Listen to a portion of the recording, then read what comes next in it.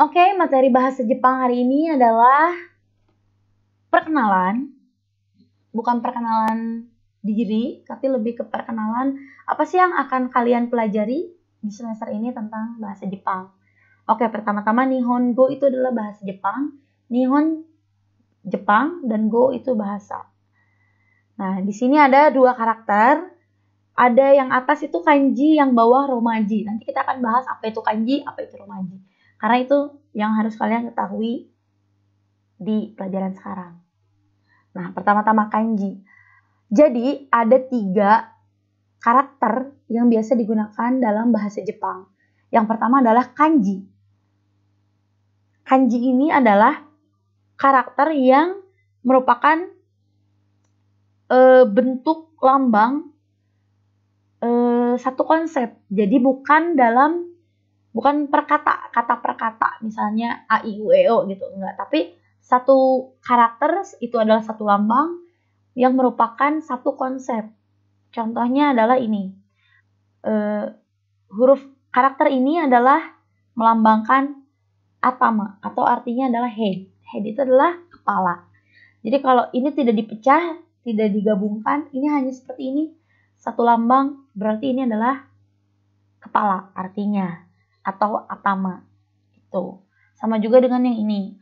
Ini satu garis seperti ini, berarti ini adalah huruf kanji yang melambangkan angka 1. Lalu di sini ada karakter yang seperti ini melambangkan kata sifat small.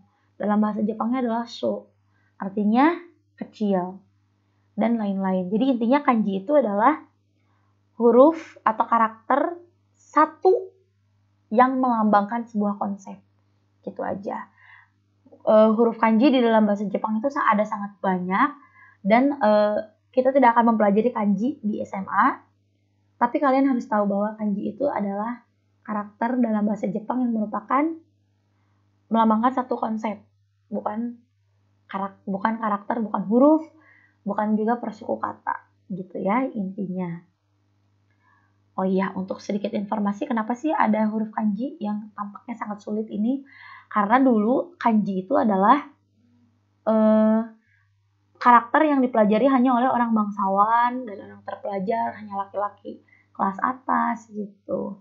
Pada zaman Jepang waktu masih dulu sekali. Sejarahnya seperti itu.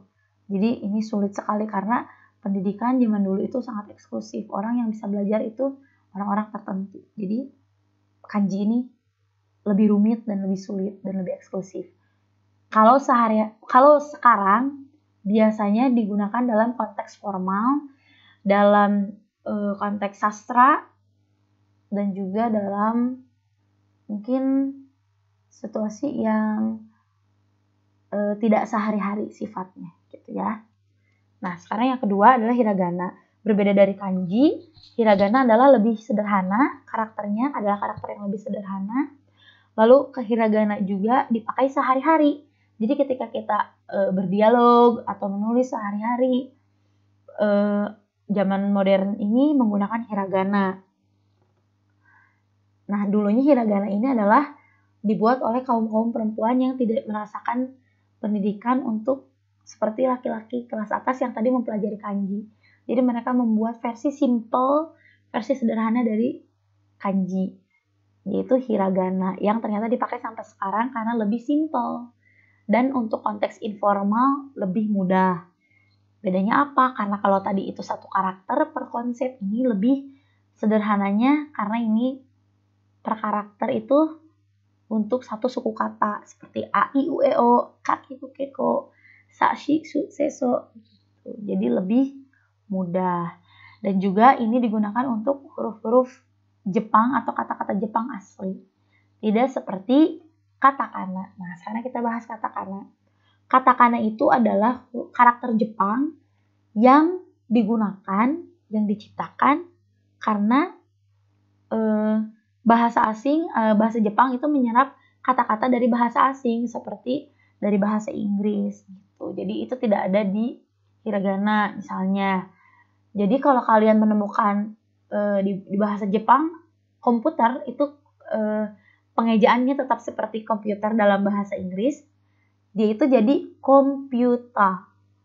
Itu dalam bahasa Jepang masih terdengar seperti bahasa asing tapi diserap. Nah, itu ditulisnya pakai huruf katakana. Selain untuk bahasa serapan dari bahasa asing, kata serapan dari bahasa asing, katakana juga digunakan untuk menuliskan nama seseorang yang bukan berasal dari bahasa Jepang. Contohnya adalah ketika kamu ingin menuliskan nama Uzumaki Naruto, kamu bisa menulis menggunakan huruf hiragana. Tapi ketika kamu menulis nama kalian, atau misalnya ibu menulis nama ibu sendiri, Teshi Audina itu tidak bisa menulis dengan dengan karakter hiragana, tapi menulisnya dengan karakter katakana. Gitu. Singkat dan simpelnya seperti itu. Tapi nanti akan kita bahas lebih jauh ya. Nah, untuk awal-awal kita akan belajar perkenalan dulu. Di sini ada aisatsu, artinya salam sapaan. Kalau kalian lihat di sini adalah menggunakan hiragana ya. Karena aisatsu itu adalah huruf kata asli bahasa Jepang. Aisatsu. Jadi ini huruf A, huruf I, ini huruf sa, dan ini huruf su. Jadi bacanya bukan aisatsu, tapi aisatsu. Gitu. Karena dari hurufnya juga berbeda. Apa saja sih salam-salam dalam bahasa Jepang? Kalau kita hendak mengucapkan selamat pagi, itu berarti ohayo gozaimasu. Itu kalau ada huruf su, u-nya dihapus dulu. Jadi mas aja. Ohayo gozaimasu. Selamat siang. Konnichiwa. N-nya 2. Konnichiwa. Sekarang selamat malam. Konbanwa. Itu N-nya dibaca M. Konbanwa. Selamat malam. Satu lagi, oyasumi nasai. Oyasumi nasai. Ada 2 kalau selamat malam. Tergantung kalian pakainya mau selamat malam mengucapkan betul-betul selamat malam atau selamat malam dalam konteks hendak tidur gitu. Kayak good night dan good evening. Beda. Lalu ada selamat tinggal, sayonara. Ini mungkin sering dengar. Sampai jumpa lagi, mata aimasho. Terima kasih, arigatou gozaimasu. Nah, ini mungkin sering dengar. Sama-sama, do itashimashite. Nah, ini huruf SHI atau dibacanya shi. Kalau sendiri, ketika di dalam kata-kata seperti ini dibacanya S-nya aja. HI-nya nggak dibaca. Jadi, do itashimashite, bukan itashimashite. Itashimashite. Gitu ya. Mohon maaf, sumimasen. Selamat makan, itadakimasu. Nah, itu segitu dulu aja, jangan banyak-banyak. Nah, untuk perkenalan segitu dulu. Untuk kedepannya nanti kita akan gali lebih jauh tentang bahasa Jepang. Tugas pertama kalian adalah ibu ingin kalian siapkan buku catatan bahasa Jepang dengan sampul putih, bersih, dan ditempel bulatan merah dengan ukuran yang proporsional sehingga menyerupai bendera Jepang. Kebayang ya? Kalau pusing nanti ada contohnya. Lalu materi yang dari awal tadi tentang kanji sampai salam sapaan yang terakhir yang ibu jelaskan, silahkan dicatat di buku catatan kalian. Lalu kalian lakukan selfie sambil memegang buku bahasa Jepang itu dengan sampul yang sudah sesuai. Selfie-nya lalu dikirim ke classroom di postingan berjudul Nihongo Tugas 1. Gitu ya. Nah, kode kelasnya apa? Lihat kode kelas masing-masing di slide berikut ini. Ini dari MO1, MO2, yang di tengah MO3, yang di kiri bawah MO4, lalu ada MO5 yang terakhir. Ini semuanya udah ada. Silahkan masuk ke classroom masing-masing, lalu upload foto selfie bersama buku kalian di postingan Nihongo Tugas 1. Oke? Terima kasih atas perhatiannya. Arigatou gozaimasu. Bye.